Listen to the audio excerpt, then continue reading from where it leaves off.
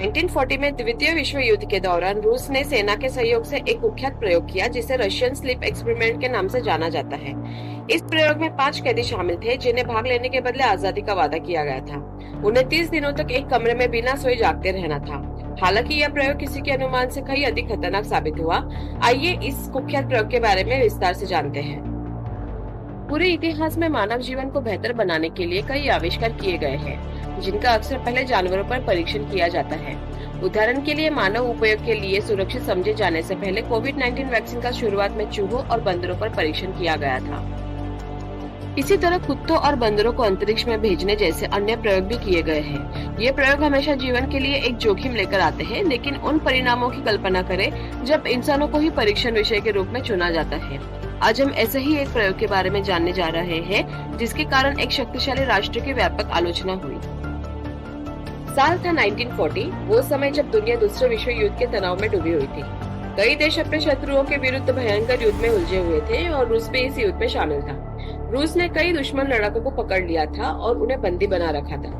इस पृष्ठभूमि के बीच कुछ रूसी वैज्ञानिकों ने सेना के सहयोग से एक अद्वितीय शोध परियोजना शुरू की। उनका लक्ष्य ये निर्धारित करना था कि क्या कोई इंसान नींद के बिना जीवित रह सकता है। 30 दिनों तक चलने वाले इस कष्टदायक प्रयोग के लिए कैदियों को कड़ी निगरानी में लगातार जागते रहने की आवश्यकता थी, लेकिन प्रयोग के दौरान जो सामने आया उसकी वास्तविकता मानवीयता से कोसों दूर थी। रूसी नींद प्रयोग को अब एक गंभीर और सावधान करने वाली कहानी के रूप में याद किया जाता है। प्रयोग के पीछे का तर्क चल रहे विश्व युद्ध से जुड़ा था। रूसी वैज्ञानिकों को आइडिया आया कि क्या सैनिक बिना नींद के युद्ध लड़ सकते हैं। इसका पता लगाने के लिए उन्होंने शोध करने का निर्णय लिया। जब प्रयोग को अंजाम देने का समय आया तो वैज्ञानिकों ने कैदियों को परीक्षण विषय के रूप में उपयोग करने का विचार किया। उन्होंने कुछ कैदियों के सामने यह विचार प्रस्तुत किया कि अगर वे पूरे 30 दिन तक जाग सकेंगे तो उन्हें आजादी देने का वादा किया जाएगा।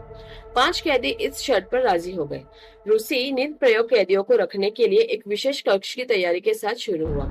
यह कक्ष सभी आवश्यक सुविधाओं से सुसज्जित था और कैदियों की गतिविधियों पर लगातार नजर रखने के लिए इसमें कैमरा भी लगे हुए थे। कक्ष में एक तरफ शीशा लगा था जिससे कैदियों को बाहर से निरीक्षण किया जा सकता था। एक बार जब कैदी अंदर गए तो दरवाजा बंद कर दिया गया। यह सुनिश्चित करने के लिए कि कैदी जागते रहे, ऑक्सीजन के साथ मिश्रित एक विशेष गैस कक्ष में छोड़ दी गई, जिससे कि चाहकर भी उनके लिए सोना असंभव हो गया। वैज्ञानिकों को कैदियों की हर बात सुनने में सक्षम बनाने के लिए माइक्रोफोन भी लगाए गए थे। पहला दिन सामान्य रूप से बीता। कैदियों ने खाया पिया और एक दूसरे से बातचीत की। दूसरा दिन भी कुछ खास नहीं रहा।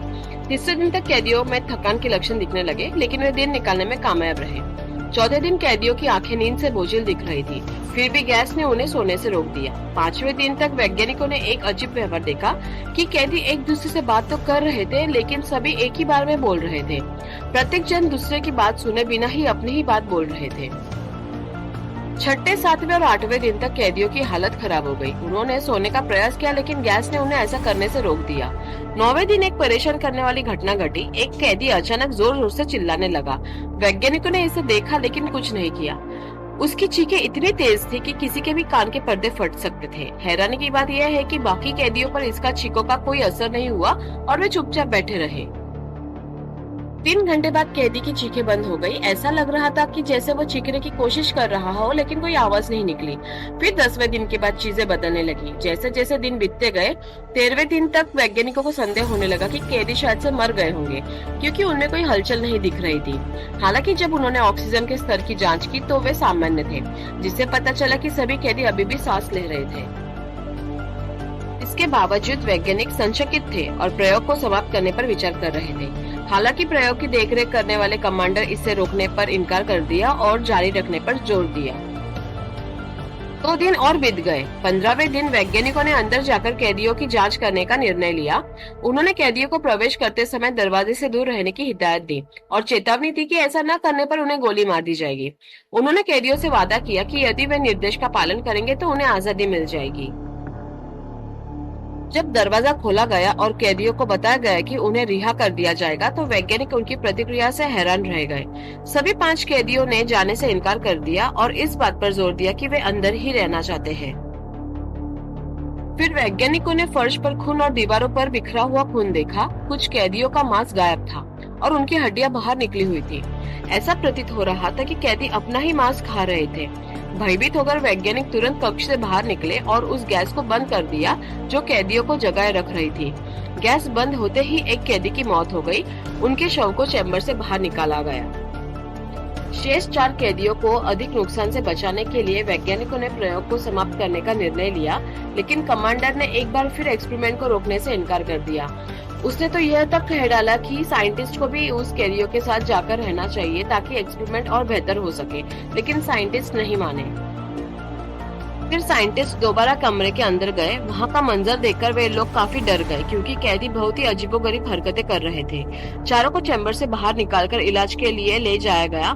इलाज के दौरान 3 कैदियों की भी मौत हो गई। अब सिर्फ एक ही कैदी बचा था। उसका इलाज करवाकर 16वें दिन वापस उसे चैम्बर में डाल दिया गया क्योंकि वो वहाँ जाने की जिद कर रहा था। एक साइंटिस्ट दोबारा चैम्बर में जाता है और कैदी से पूछता है कि तुम्हें कैसा लग रहा है, तो वो अजीबोगरीबे बातें करने लगा। ऐसा लग रहा था कि जैसे कि वो इंसान ही नहीं है। साइंटिस्ट उसकी बातें सुनकर घबरा गया। उसे लगा कि इसे मार डालना ही बेहतर है। फिर साइंटिस्ट ने उसे वही गोली मार दी। इस तरह यह एक्सपेरिमेंट बंद हुआ। 69 साल तक इस प्रयोग के बारे में किसी को भनक तक नहीं लगी। फिर 2009 में क्रीपीपास्ता नामक वेबसाइट ने पहली बार इसका उल्लेख करते हुए एक लेख प्रकाशित किया। जब ये कहानी सामने आई तो रूस ने देश में ऐसे किसी भी प्रयोग के होने से साफ इनकार कर दिया। हालांकि इनकार के बावजूद प्रयोग के बारे में कई तथ्य सामने आए। कुछ ने इसे सच माना जबकि कुछ ने इसे काल्पनिक कहानी कहकर खारिज कर दिया। फिर भी आज तक इसकी सत्य पर बहस जारी है। तो ये था रशियन स्लीप एक्सपेरिमेंट की कहानी। अगर ये वीडियो अच्छी लगी हो तो प्लीज लाइक, शेयर और सब्सक्राइब जरूर कीजिए। आपका दिन मंगलमय हो।